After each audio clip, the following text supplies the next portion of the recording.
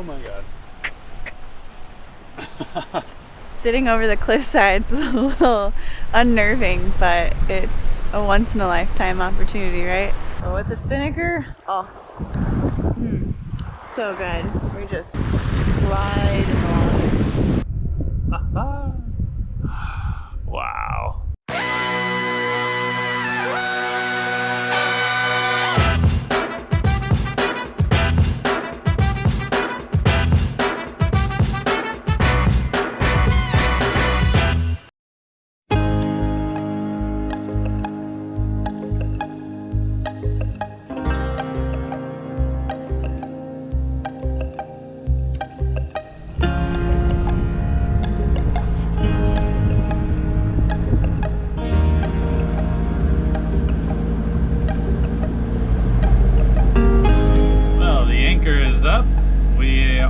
Leaving Plymouth on a really foggy morning. This is the first time I think we've seen fog since we left like Greenland or that coast. So yeah, just navigating down the Tamar River, and have some radar on just in case. Amanda's keeping an eye out for ships. But yeah, all looks good. Let's get out into the ocean, get some light wind sailing done today. And that anchor, I thought it was going to be super muddy. I was all prepared, had extra water, my brush, and it was clean.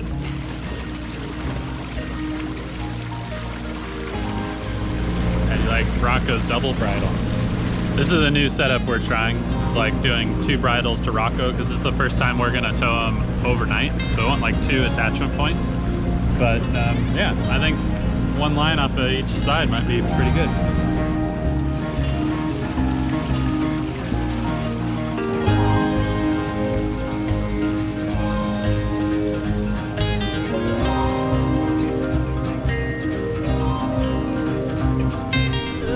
Like it's starting to fill in, and well, for light winds anyway, and we're gonna fly the spinaker. It's spinaker flying day. This is great. We're pretty deep downwind right now, and we have enough to keep the what's her name? Starfire. Keep Starfire inflated. We're all set up. We got the sheets, the tack set. Now just raising the sock.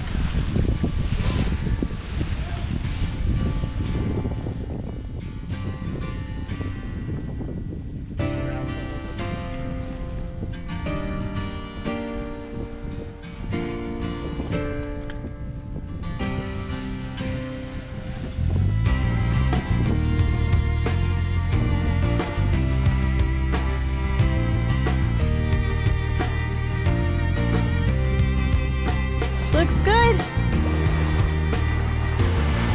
I love flying her so much. We noticed not having Rocco on the deck makes it so much easier to launch her, like so much safer. Yeah, it's a nice treat being able to tow Rocco on these like little coastal sails.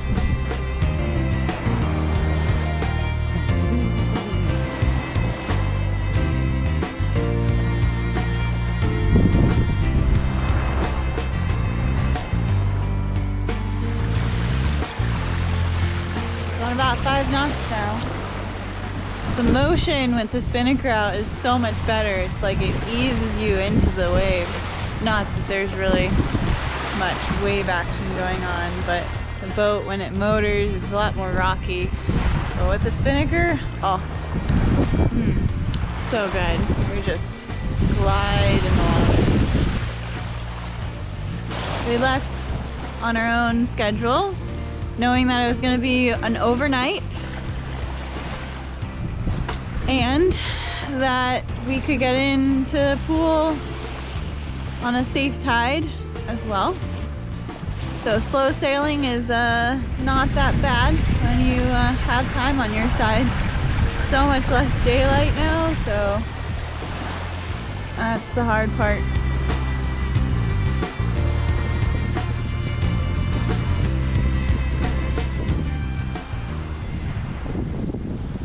We are flying now. The wind's increasing, so it's kind of reaching our apparent wind limit for Starfire or spinaker. We like to kind of take her down at about 14 knots max. You know, like 10 to 12 is like perfect, but now the wind's been creeping up and it's scheduled just to get more and more. Our speeds have been great. I mean, we've been doing like 7 knots through the water pretty consistently. We're fighting like a knot current, but that's not too bad. Not too bad. You can see the sea state has picked up a little bit. Rocco surfing. We absolutely love flying our asymmetrical spinaker that we call Starfire. Honestly, every chance we can get, we put in the work to fly her. She really smooths the motion of the boat and increases our speed, even in the lightest air. Now, as for taking it down, it can be quite tricky, but done properly, it generally goes smooth. When it doesn't, it's a really big mess, especially at night or in rough conditions. Step 1. Amanda takes the helm and turns the boat downwind. This blankets the spinaker, making it much easier to pull the sock down over it. So yes, the sock. It's exactly what its name implies. A big long chute, which we can pull down, dousing the spinaker inside. Of these 2 control lines I'm handling, one pulls it up, the other down. I have to be careful I'm not tangled in these lines, as sometimes a puff comes and I could Mary Poppins my way into the atmosphere. Now Amanda comes forward to help take off various lines and then to lower the spinaker halyard as I collect everything on deck. I disconnect the spinaker halyard and hand that off to Amanda, who stows that away while I disconnect the tack line. Now the spinaker is free, ready to be stored away in its bag. I love that we are pretty quick now handling Starfire. We work well as a team, each with their tasks, so even in the worst conditions, we can work methodically through the steps.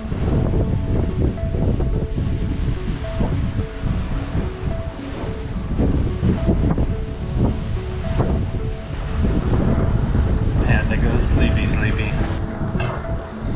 Meanwhile, we are roly-poly as we're downwind sailing. Seas are kind of like a little bit short and stacked because we have some wind against current. But besides that, we're doing pretty good. Moving along at 4 to 5 knots and going in the direction we need to go. So.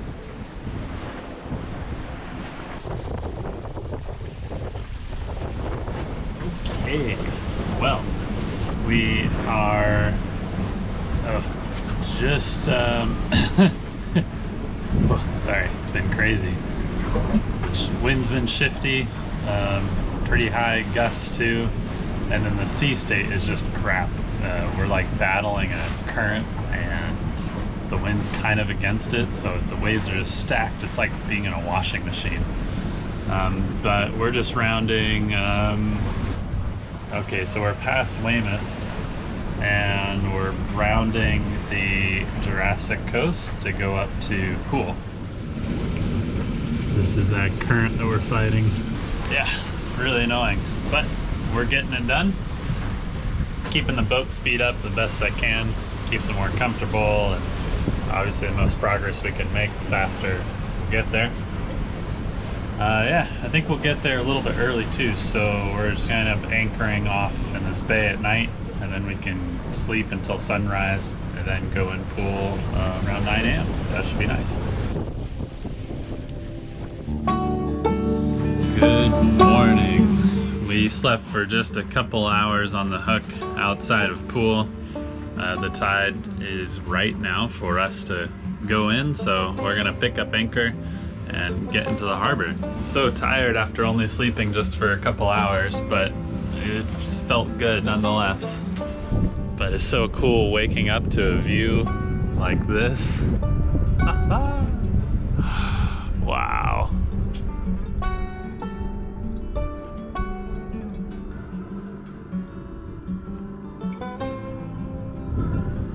Okay, well, let's get this day started. Get in there, find our anchorage or mooring. Then we can really rest.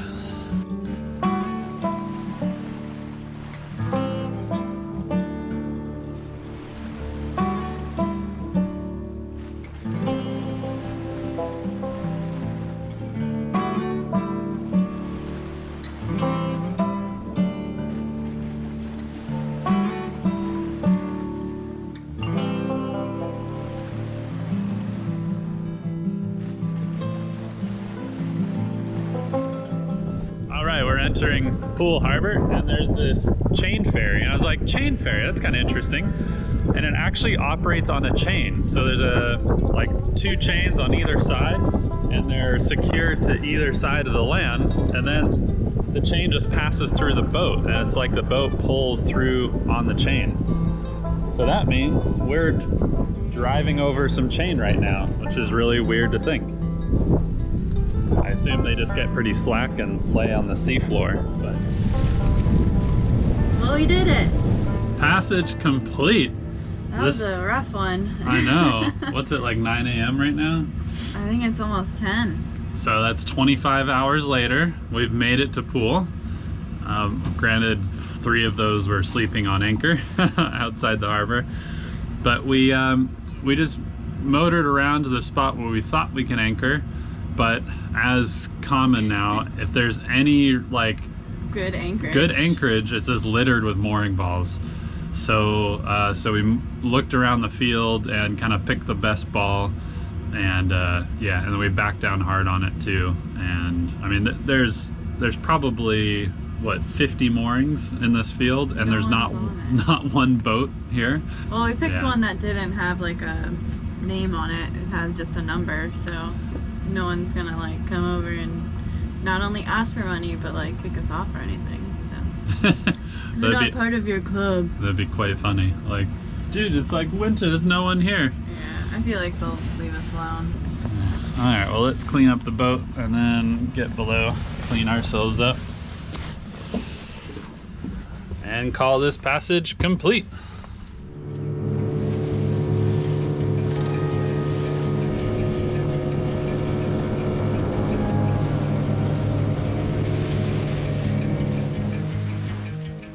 Well, we just landed on South Beach. Sounds weird. Landed on South Beach right outside of the old hairy rocks that we're gonna... It sounds funny. They're not like hairy rocks. That's what they're called. I haven't seen it yet. Could be. They could be hairy. Well, we're gonna take the coastal path to walk over to those cliff faces. We're really excited. It's a little cloudier than we thought it was gonna be. This is a sunny English day. Yeah. Not even 100 meters into our journey from shore, we are reminded of the wartime history that lingers just off the beach. These blockades were called Dragon's Teeth, deployed as tank traps for a possible beach invasion from the Nazi Germans in World War II. The purpose is to slow, or hopefully prevent, a tank force from moving inland, keeping them pinned onto the beach. I'm going to take this back and go up here. See, old hairy rocks.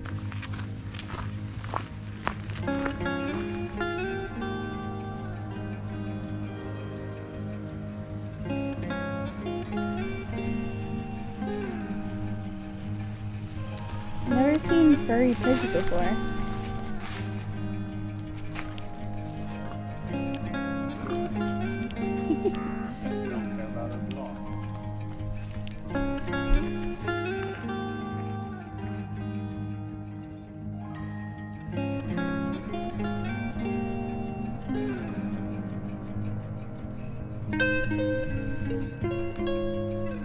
It turns out this entire area was used for Allied forces, practicing their beach assault tactics.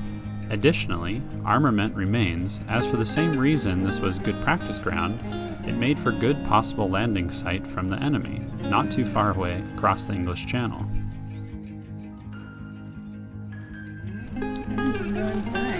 Let's take a look. Looks like we're gonna wage war on the Royal Caribbean cruise line fleet. Just out there. This is so crazy. Yeah. It just keeps going. I know, look how narrow this is. There are like so many rooms. It's like just as wide as my body. Which is like a strategic thing, so it's hard to invade. Like, you can't get like a whole troop of people in here because this is as many people as you can get. Also, if I'm trying to like attack you and you shoot and kill me, now my dead body just like Piles up, yeah. Oh, wow. So you have like a natural blockade. We leave these wartime relics in search of some fantastic geological history, the Old Hairy Rocks.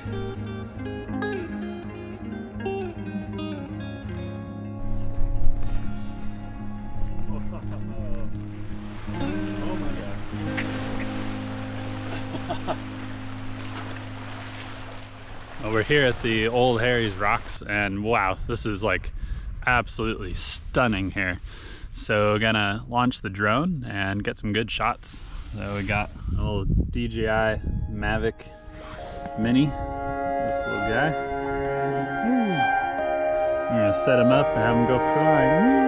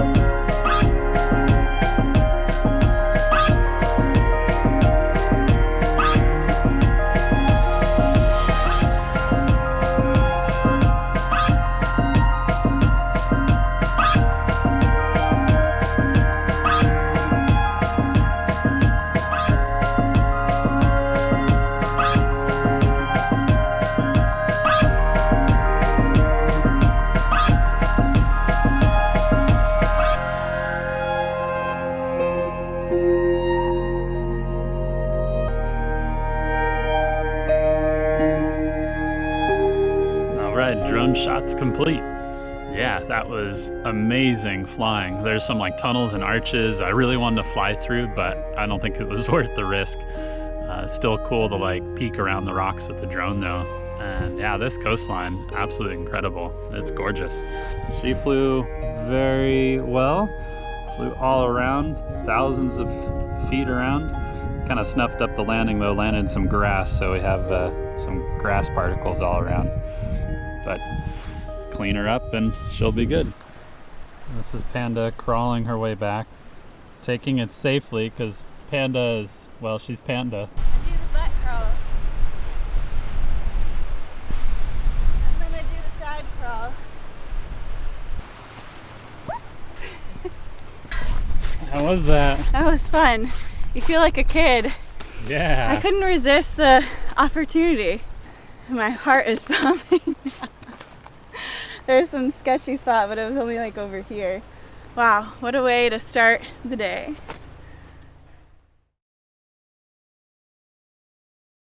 Great anchorage.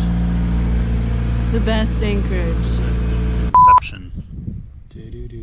I was really dreaming of a grilled cheese sandwich.